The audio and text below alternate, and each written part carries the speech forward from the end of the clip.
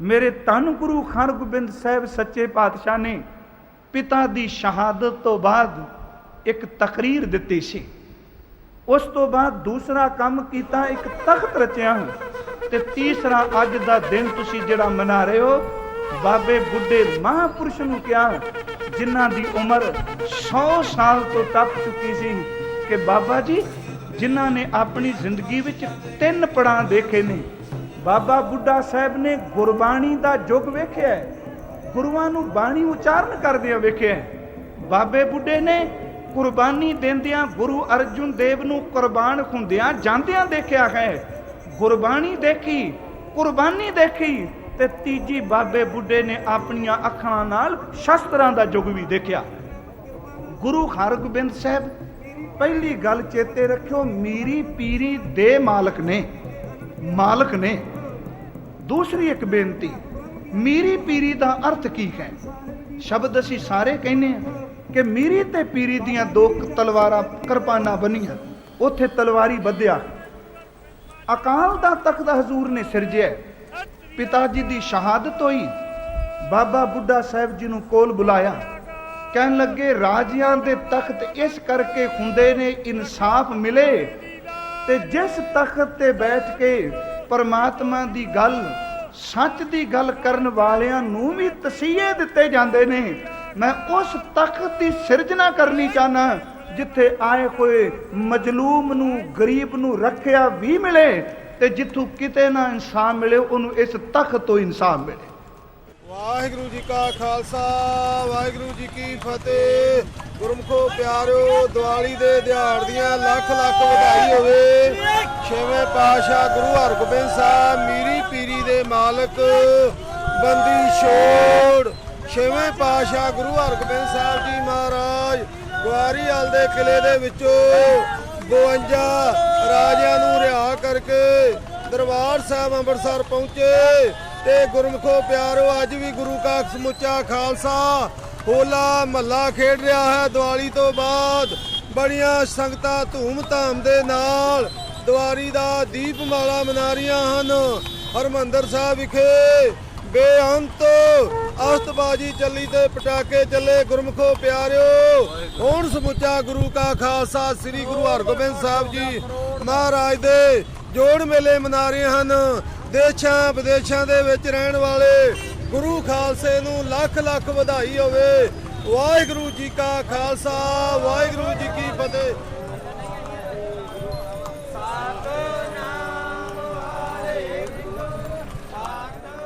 धन गुरु हरगोबिंद साहब उन्होंने तख्त जदों रचन लगे, उस तख्त का नाम की रखना है? पिता के नाम ते नहीं, अपने नाम ते नहीं। धन गुरु हरगोबिंद साहब मैं जिहड़ी बेनती कर लगा वां, हरमंदर साहब सी। धन गुरु हरगोबिंद साहब ने अज बाबा बुढ़ा साहब जी भाई साहब भाई गुरदास जी नूं अपने नाम लिया। प्यारिओ, अकाल दा तख्त बनाया गया। इत्थे शब्द अकाल गुरु ग्रंथ साहिब विच पहली बार मूल मंत्र विच आउंदा है, बाद विच बड़ी वारी आया। वो पहला शब्द है अकाल मूरत। थोड़ा जिस नुकते नूं समझो, अकाल क्यों? काल शब्द समा, काल शब्द कल, काल शब्द मौत। यही कारण एक हिंदी जैसी पंजाबी विच भी इहनूं शब्द नूं वरतने कल, किसी होर भाषा विच शायद ये शब्द नहीं वरत्या जाएगा। शब्द एक होवे ते 2 दिनां दे अर्थ करदा होवे। धन गुरु हरगोबिंद साहब ने क्या काल समा हर एक नूं खाएगा, काल मौत हर एक नूं खाएगी। कहन लगे जेड़ी इट पहली मैं रखन लगा वो सारी बाबा बुढ़ा ते भाई गुरदास करनगे। ये अकाल दा तख्त होवेगा, समा ते मौत दे उत्ते कदी प्रभाव नहीं पा सकणगे। थोड़ा जा फिर समझो, जहांगीर दे तख्त, इस दिल्ली दे तख्त दा मालिक जहांगीर है। किथे जहांगीर दा तख्त, किथे जहांगीर दे सिपाही, किथे जहांगीर दी सेना। अज कोई कह का खलो के कि जहांगीर दा हुक्म है, सारी देश दी प्रजा इस गल नूं मन्ने, ते लोग कहणगे मरिया होया दे हुक्म नहीं चलदे, उन्हां दे तख्त कूड़े ते हुक्म भी कूड़े। पर मेरे गुरु हरगोबिंद साहब शारीरिक तौर ते भावें चले गए, पर उन्हां दे तख्त ते खलो के जदों हुक्म आउंदा है, ध्यान दिया जे सारे सिख जगत नूं सिर झुकाना पैंदा है। जहांगीर दे तख्त अगे कोई नहीं झुकदा, उहदा तख्त भी नहीं, हुक्म भी नहीं। हुक्म उहदा चलदा जिहदी हकूमत होवे ते जिहदी हकूमत होवे तख्त भी उहदे कायम रहिंदे। उत्थे खजूर ने अकाल दा तख्त बनाया। प्यारिओ फिर नाल गुर बिलास विच एक बचन आउंदा है, कहंदे ने किसे मिस्त्री नूं नहीं लाया। शब्द की वरत्या, कहन लगे किसी राज ने हाथ लगायो, बुढ़ा और गुरदास बनायो। नी गुरु अरगोबिंद साहब ने रखी ते बनाया बाबे बुढ़े, ते भाई गुरदास ने पहला इनू अकाल बुंगा भी कहते रहे। थड़ा साहब भी सी, बाद विच इमारत खड़ी की गई। धन गुरु हरगोबिंद साहब ने अकाल दा तख्त बनाने तो बाद अज तख्त ते मेरे सच्ची सरकार विराजमान होए।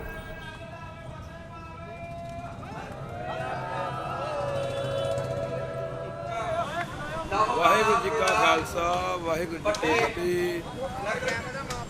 मेरी पीढ़ी के मालक साहब श्री गुरु हरगोबिंद साहब जी महाराज जी के बंदी छोड़ दिवस तो समूह साध संगत नूं लख लख बधाई होवे। वलों दल बाबा विधि चंद जी, सिंह साहब बाबा अवतार सिंह जी ਜਿਹੜੇ ਆਪ ਹਾਜ਼ਰ ਨਾਜ਼ਰ ਮਹੱਲੇ ਦੇ ਉੱਤੇ ਸਾਜ ਬੰਦੇ ਨੇ। ਮਹਾਰਾਜ ਚੜ੍ਹਦੀ ਕਲਾ ਕਰੇ ਸਮੂਹ ਸਾਧ ਸੰਗਤ ਨੂੰ, ਇਤਨਾ ਹੀ ਮਹੱਲੇ ਖੇਡਣ ਦੀ ਬਲ ਬਖਸ਼ੇ ਗਤਕਾਈ ਸਿੰਘਾਂ ਨੂੰ ਤੇ ਸਾਰੇ ਘੋੜ ਸਵਾਰ ਤੇ ਹਾਥੀ ਊਂਠ ਘੋੜੇ ਨਗਾਰੇ ਸਾਰੇ ਹਾਜ਼ਰ ਹੋਏ ਨੇ। ਵਾਹਿਗੁਰੂ ਜੀ ਕਾ ਖਾਲਸਾ। ਉੱਥੇ ਖਜ਼ੂਰ ਦੇ ਕੋਲ ਦੋ ਢਾਡੀ ਆਏ ਨੇ ਜਿਹੜੇ ਸੁਰ ਸਿੰਘ ਪਿੰਡ ਦੇ ਰਹਿਣ ਵਾਲੇ ਨੇ। ਇੱਕ ਦਾ ਨਾਮ, ਦੋਨੋਂ ਸਕੇ ਭਰਾ ਨੇ, एक दा नाम भाई नत्था है ते दूसरे दा नाम अब्दुल्ला है।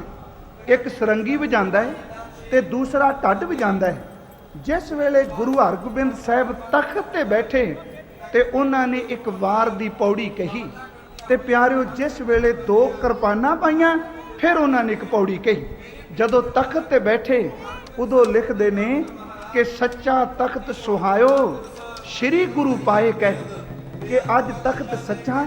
दुनिया दे तख्त बड़े ने पर धन गुरु हरगोबिंद साहब इट्टां तां ओही ने जिहड़ियां दुनिया दे तख्तां नूं लगदियां ने, पर जिथे तुसी बैठ गए ये इट्टां भी सोहणियां बन गईयां। सच्चा तख्त सुहायो श्री गुरु पाए कह, शब बरनी ना जाए कहूँ क्या गाए कह। धन गुरु हरगोबिंद साहब अज तुहाडे चेहरे दा नूर झलिया नहीं जाता। सच्चा तख्त सुहायो श्री गुरु पाए कह, शब बरनी न जाए कहूँ क्या गाए कह। रब सस भय मलीन सो दर्श दिखाए कह, श्री गुरु तख्त बिराजे प्रभु ध्याए कह। मीर अब्दुल और नथ जस कहो बनाए कह। धन गुरु हरगोबिंद साहब तेरे ढाडियां ने अज यस कहा। जदों दोनों भरावां ने यस कहा ते गुरु हरगोबिंद साहब नूं ना एक कीमती हाथी किसी ने उस वेले भेंट किया ते वारां गाउण वालियां नूं कहण लगे, आओ अज तो बाद आ जिहड़ा हाथी सानू दिता गया असीं तुहानूं दिता, तुसीं हाथी ते चढ़ के आया करिया। नत्था ते अब्दुल्ला नूं हाथी दिता। उन्हां ने हथ जोड़ के कहा, सच्चे पातशाह सानू अपनी सिफत वास्ते रखी। ध्यान दिया जे पहला तख्त बनिया फिर धन गुरु हरगोबिंद साहब जी ने अज दो तलवारां पान लगे ने। इत्थे मैं बेनती करनी चाहना कि मीरी दा अर्थ की है ते पीरी दा अर्थ की है। मीर दा अखरी अर्थ असी अमीर भी शब्द वरतने हैं, पर बाणी विच एक शब्द हुंदा मीर। मीर दा अखरी अर्थ हुंदा है बादशाह। बाबा नानक ने शब्द वरत्या कि जां मीर सुनिया धाया। मीर दा अर्थ है बादशाह बाबर आया। मीर दा अर्थ है बादशाह ते पीर दा अखरी अर्थ है जिहड़ा रूहानीयत विच पहुंचिया होया। फिर इत्थे टिकियो। मीर तो बनिया मीरी ते पीर तो बनिया पीरी। मीर दा अखरी अर्थ है संसार दा ताकत राज बल ते पीर दा अखरी अर्थ है अंदर दी रूहानीयत। पर इत्थे एक प्रश्न पैदा होवेगा कि बाहर दा राज लैण लई तां तलवार चाहीदी है ते पीरी दी तलवार दा अर्थ की। मीरी दी तलवार तां कोई पाए जिन्हें बाहर दा राज लैना है, तख्त ते बैठना है, पर पीरी दी तलवार क्यों? ਗੁਰੂ ਗ੍ਰੰਥ ਸਾਹਿਬ ਦੀ ਬਾਣੀ ਪੜਨ ਵਾਲੇ ਗੁਰਸਿੱਖੋ, ਅੰਮ੍ਰਿਤ ਬਾਣੀ ਵਿੱਚ ਭਗਤਾਂ ਨੇ, ਗੁਰੂ ਸਾਹਿਬਾਨਾਂ ਨੇ ਪੀਰੀ ਨੂੰ ਵੀ, ਰੂਹਾਨੀਅਤ ਨੂੰ ਵੀ ਤਲਵਾਰ ਦੇ ਨਾਲ ਤੁਲਨਾ ਦਿੱਤੀ ਹੈ। ਤੁਸੀਂ ਇੱਕ ਬਚਨ ਪੜ੍ਹਦੇ ਹੋ ਬਾਣੀ ਵਿੱਚ, ਬਾਬੇ ਫਰੀਦ ਨੇ ਪੀਰੀ ਦੀ ਤਲਵਾਰ ਦਾ ਜ਼ਿਕਰ ਕਰਦੇ ਇੱਕ ਬਚਨ ਕਿਹਾ ਹੈ, ਜਿਹੜਾ ਸ਼ਬਦ ਅਸੀਂ ਪੜ੍ਹਨੇ ਆ, ਤਪ ਤਪ ਲੋਏ ਲੋਏ ਖਾਤ ਮਰੋਰੂ, ਬਾਵਲ ਹੋਈ ਸੋ ਸ਼ੋ ਲੋਰੂ, ਤੈ ਸ਼ੈ ਮਨ ਮੈਂ ਕੀਆ ਰੋਸ, ਮੁਝ ਅਵਗਣ ਸ਼ੈ ਨਾਹੀ ਦੋਸ਼। ਉੱਥੇ ਪੀਰੀ ਦੀ ਤਲਵਾਰ ਅਖੀਰ ਤੇ ਕਿਹਾ, ਕਹਿਣ ਲੱਗੇ ਵਾਟ ਹਮਾਰੀ ਖਰੀ ਉਡੀਣੀ, ਖੰਨਿਓ ਤਿੱਖੀ ਬਹੁਤ ਪੀਣੀ।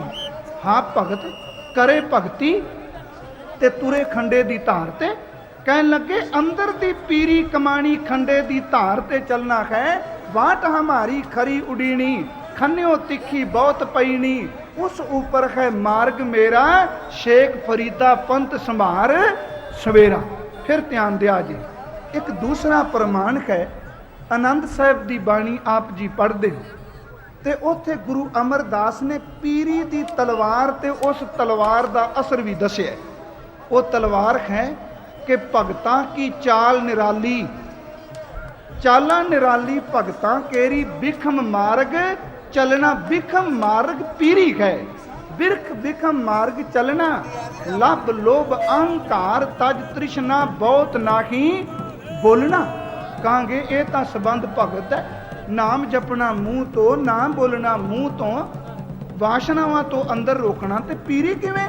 ਕਹਿਣ ਲੱਗੇ ਪਿਆਰਿਆ ਚੇਤੇ ਰੱਖੀ, ਇਹ ਕਮਾਈ ਵੀ ਤਾਂ ਹੀ ਹੈ ਜੇ ਕੋਈ ਅੰਦਰ ਦੀ ਧਾਰ ਤੇ ਚੱਲਦਾ।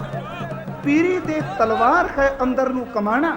ਭਗਤਾਂ ਕੀ ਚਾਲ ਨਿਰਾਲੀ, ਚਾਲਾਂ ਨਿਰਾਲੀ ਭਗਤਾਂ ਕੇਰੀ, ਬਿਖਮ ਮਾਰਗ ਚਲਣਾ, ਲੱਭ ਲੋਭ ਅਹੰਕਾਰ ਤਜ ਤ੍ਰਿਸ਼ਨਾ, ਬਹੁਤ ਨਾਹੀ ਬੋਲਣਾ।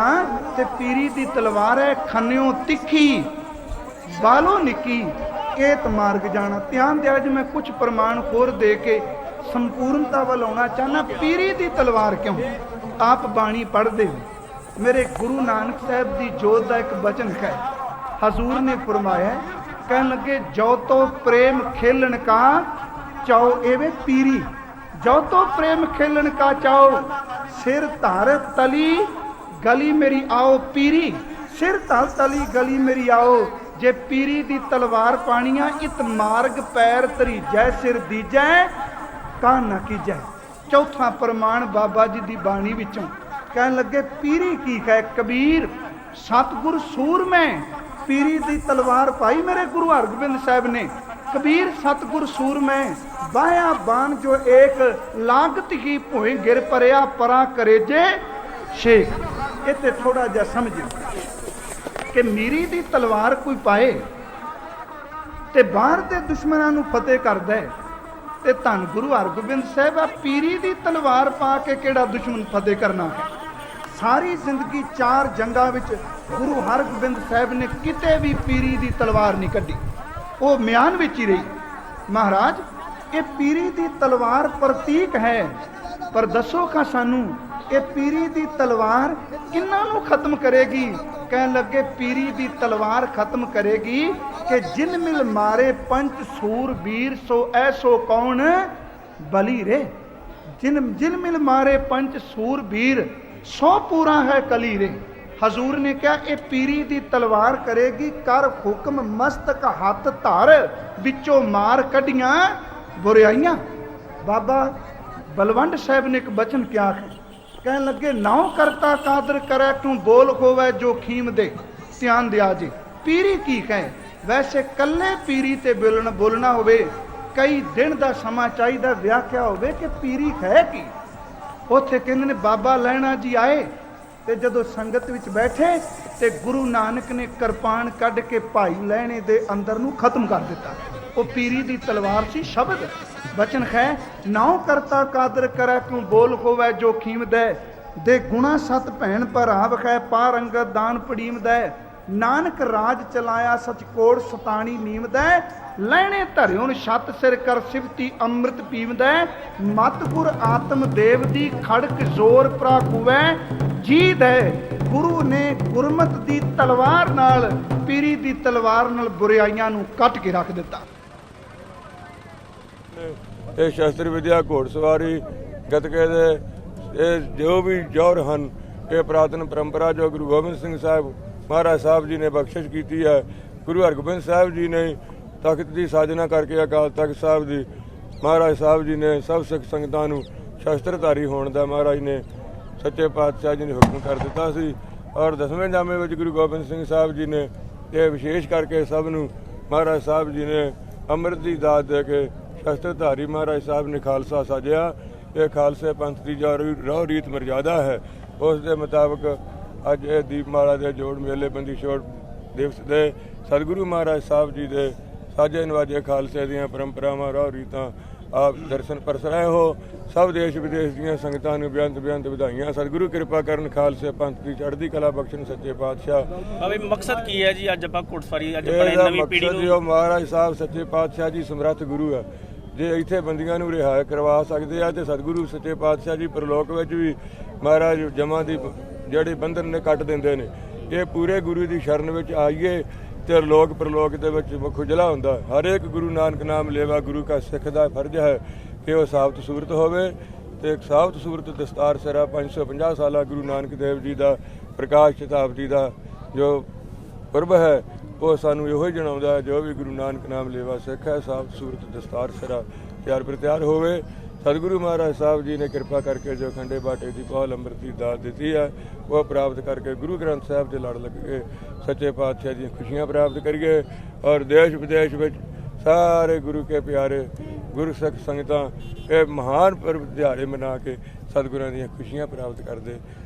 ਸਾਰੀਆਂ ਸੰਗਤਾਂ ਨੂੰ, ਸਾਰੇ ਸੰਸਾਰ ਭਰ ਨੂੰ ਇਹ ਗੁਰੂ ਕਾ ਸਿੱਖ ਸੰਗਤਾਂ ਦਾ ਇਹ ਸਰਬੱਤ ਦਾ ਭਲਾ ਮੰਨਣ ਵਾਲੀ ਕੌਮ ਹੈ।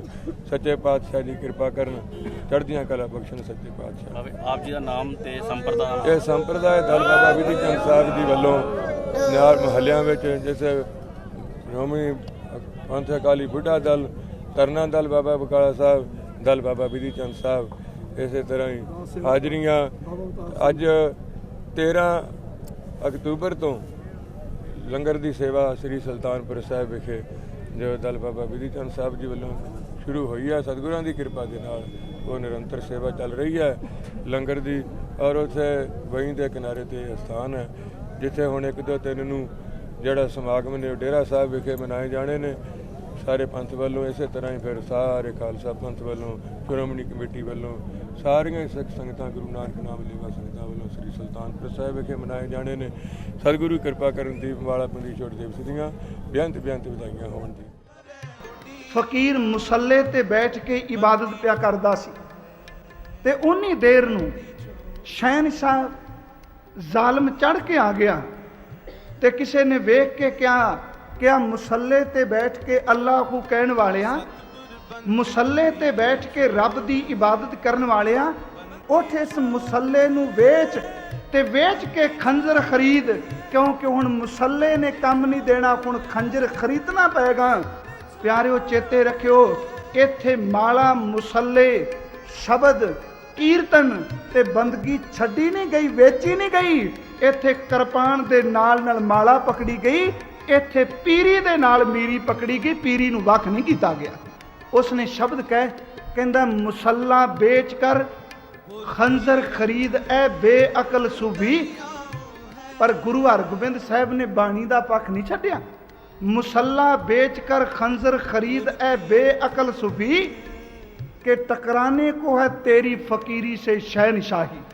शहनशाह तेरे ਨਾਲ ਟਕਰਾਉਣ ਲਈ ਆ ਰਿਹਾ ਹੈ, ਤੂੰ ਮੁਸੱਲੇ ਤੇ ਬੈਠਾ ਹੈ। ਧੰਨ ਗੁਰੂ ਹਰਗੋਬਿੰਦ ਸਾਹਿਬ ਨੇ ਪੀਰੀ ਨੂੰ, ਧਰਮ ਨੂੰ ਸਾਹਮਣੇ ਰੱਖਿਆ ਤੇ ਫਿਰ ਨਾਲ ਮੀਰੀ ਕਹਿ ਲੋ ਰਾਜਨੀਤੀ, ਇਹਦੀ ਤਲਵਾਰ ਤਨ ਤੇ ਪਾਈ। ਅੱਜ ਜਦੋਂ ਇਹ ਤਲਵਾਰ ਪਾਈ, ਅਸੀਂ ਕਈ ਵਾਰੀ ਕਹਿ ਦਿੰਦੇ ਹਾਂ ਕਿ ਦੇਖੋ ਗੁਰੂ ਜੀ ਨੂੰ ਤਲਵਾਰਾਂ ਪਾਉਣ ਦੀ ਕੀ ਲੋੜ ਸੀ। ਅੱਜ ਵੀ ਅਸੀਂ ਕਹਿੰਦੇ ਹਾਂ ਜਦੋਂ ਗੁਰੂ ਹਰਗੋਬਿੰਦ ਸਾਹਿਬ ਨੇ ਪਵਾਈਆਂ ਬਾਬੇ ਬੁੱਢੇ ਨੇ, ਮਸੰਦਾਂ ਨੇ ਰੌਲਾ ਪਾ ਦਿੱਤਾ ਕਿ ਪਹਿਲੇ ਗੁਰੂ ਬਾਣੀ ਪੜ੍ਹਦੇ ਸਨ, ਇਹਨਾਂ ਤਲਵਾਰਾਂ ਕਿਉਂ ਪਾ ਲਈਆਂ। ਉਸ ਵੇਲੇ ਕਹਿੰਦੇ ਨੇ ਕਿ ਮੇਰੇ ਸੱਚੇ ਪਾਤਸ਼ਾਹ ਧੰਨ ਗੁਰੂ ਹਰਗੋਬਿੰਦ ਸਾਹਿਬ ਸੱਚੇ ਪਾਤਸ਼ਾਹ ਜੀ ਦੇ 11 ਸਾਲ ਦੀ ਉਮਰ ਸੀ ਹਜ਼ੂਰ ਦੀ, 11 ਕੁ ਸਾਲ ਦੇ ਕਰੀਬ ਦੱਸਦੇ ਜਦੋਂ ਹਜ਼ੂਰ ਨੇ ਇਹ ਤਲਵਾਰਾਂ ਪਾਈਆਂ। ਧੰਨ ਗੁਰੂ ਹਰਗੋਬਿੰਦ ਸਾਹਿਬ ਸੱਚੀ ਸਰਕਾਰ ਅੱਜ ਜਦੋਂ ਤਲਵਾਰ ਪਾ ਕੇ ਬੈਠੇ, ਰੌਲਾ ਪਾਇਆ ਗਿਆ ਕਿਉਂ ਤਲਵਾਰਾਂ ਪਾਈਆਂ ਨੇ? ਤੇ ਧੰਨ ਗੁਰੂ ਹਰਗੋਬਿੰਦ ਸਾਹਿਬ ਸੱਚੇ ਪਾਤਸ਼ਾਹ, ਉਹਨਾਂ ਦੇ ਕੋਲ ਵਿਦਵਾਨ ਸਿੱਖ ਬੈਠੇ ਨੇ, ਭਾਈ ਗੁਰਦਾਸ। ਉਹਨਾਂ ਨੇ ਕਲਮ ਚੁੱਕੀ, ਕਹਿਣ ਲੱਗੇ ਦੁਨੀਆ ਦੇ ਲੋਗੋ, ਜੇਕਰ ਆਪਣੇ ਘਰ ਦੀ ਬਾਗ ਤੇ ਬਗੀਚੇ ਨੂੰ ਬਚਾਉਣਾ ਹੈ ਤੇ ਕੰਡਿਆਂ ਦੀ ਵਾੜ ਕਿਉਂ ਕਰਦੇ ਹੋ? ਜੇ ਤੁਸੀਂ ਘਰ ਦੇ ਖਜ਼ਾਨੇ ਨੂੰ ਬਚਾਉਣਾ ਹੈ ਤੇ ਬਾਹਰ ਕੁੱਤੇ ਕਿਉਂ ਰੱਖਦੇ ਹੋ? ਜੇ ਤੁਸੀਂ ਆਪਣੇ ਘਰ ਦਾ ਸਾਜ਼ੋ ਸਮਾਨ ਬਚਾਉਣਾ ਹੈ ਤੇ ਤੁਸੀਂ ਤਾਲੇ ਕਿਉਂ ਲਾਉਂਦੇ ਹੋ? ਜੇ ਤੁਸੀਂ ਬਾਗ ਦੇ ਫਲਾਂ ਨੂੰ ਬਚਾਉਣਾ ਹੈ ਤੇ ਕਿੱਕਰਾਂ ਦੀਆਂ ਸੂਲਾਂ ਦੀ ਵਾੜ ਕਿਉਂ ਕਰਦੇ ਹੋ? ਕਹਿਣ ਲੱਗੇ ਇਸ ਕਰਕੇ ਕੋਈ ਖਜ਼ਾਨੇ ਨੂੰ ਲੁੱਟ ਨਾ ਸਕੇ। ਕਹਿਣ ਲੱਗੇ ਗੁਰੂ ਨਾਨਕ ਦੀ ਫੁਲਵਾੜੀ ਨੂੰ ਕੋਈ ਹੱਥ ਨਾ ਪਾ ਸਕੇ। ਮੈਂ ਚਾਹਨਾ ਮੈਂ ਇਹਦੇ ਦੁਆਲੇ ਸ਼ਸਤਰਾਂ ਦੀ ਵਾੜ ਕਰਕੇ ਜਾਵਾਂ। ਗੁਰਮੁਖੋ, ਪੀਰੀ ਧਰਮ ਹੈ ਕਿ ਗੁਰੂ ਗ੍ਰੰਥ ਸਾਹਿਬ ਨੇ ਪਾਤਸ਼ਾਹ ਪਰਮਾਤਮਾ ਨੂੰ ਮੰਨਿਆ, ਸਿੱਖ ਨੇ ਪਾਤਸ਼ਾਹ ਪਰਮਾਤਮਾ ਨੂੰ ਮੰਨਿਆ। ਤੇ ਤੁਸੀਂ ਅੰਮ੍ਰਿਤਸਰ ਜਾਂਦੇ ਹੋ, ਦੋ ਨੇ, ਇੱਕ ਦਰਬਾਰ ਸਾਹਿਬ ਹੈ ਤੇ ਦੂਜਾ ਤਖਤ ਹੈ। ਮੇਰੇ ਗੁਰੂ ਨੇ ਕਿਹਾ ਜਿਹੜੇ ਤੂੰ ਬਾਹਰ ਦੇਖਣਾ ਇਹ ਰੱਬ ਦੇ ਨੇ, ਤੇ ਤੁਸੀਂ ਰੋਜ਼ ਉੱਥੋਂ ਇੱਕ ਸ਼ਬਦ ਸੁਣਦੇ ਹੋ, ਵੱਡਾ ਤੇਰਾ ਦਰਬਾਰ ਸੱਚਾ ਤੁਧ ਤਖਤ, ਸਿਰ ਸ਼ਾਹਾਂ ਪਾਤਸ਼ਾਹ। ਮੀਰੀ ਪੀਰੀ ਦਾ ਮਾਲਕ ਪਾਤਸ਼ਾਹ ਦਾ ਪਾਤਸ਼ਾਹ ਹੈ। ਵੱਡਾ ਤੇਰਾ ਦਰਬਾਰ ਸੱਚਾ ਤੁਧ ਤਖਤ, ਸਿਰ ਸ਼ਾਹਾਂ ਪਾਤਸ਼ਾਹ ਨੇ ਚਲ ਚੌਰ ਛੱਤ। ਇੱਥੇ ਗੁਰੂ ਨੂੰ ਰੱਬ ਨੂੰ ਪਾਤਸ਼ਾਹ ਕਿਹਾ। ਤੁਸੀਂ ਰੋਜ਼ ਪੜ੍ਹਦੇ ਹੋ, ਸੋ ਪਾਤਸ਼ਾਹ ਸ਼ਾਹ ਪਾਤ ਸਾਹਿਬ ਨਾਨਕ ਰਹਿਣ ਰਜ਼ਾਈ। ਪਰਮਾਤਮਾ ਪਾਤਸ਼ਾਹ, ਗੁਰੂ ਪਾਤਸ਼ਾਹ।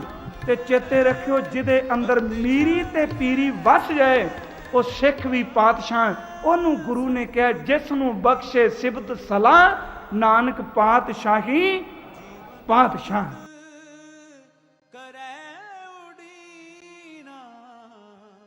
ਸਤਿਗੁਰ ਬੰਦੀ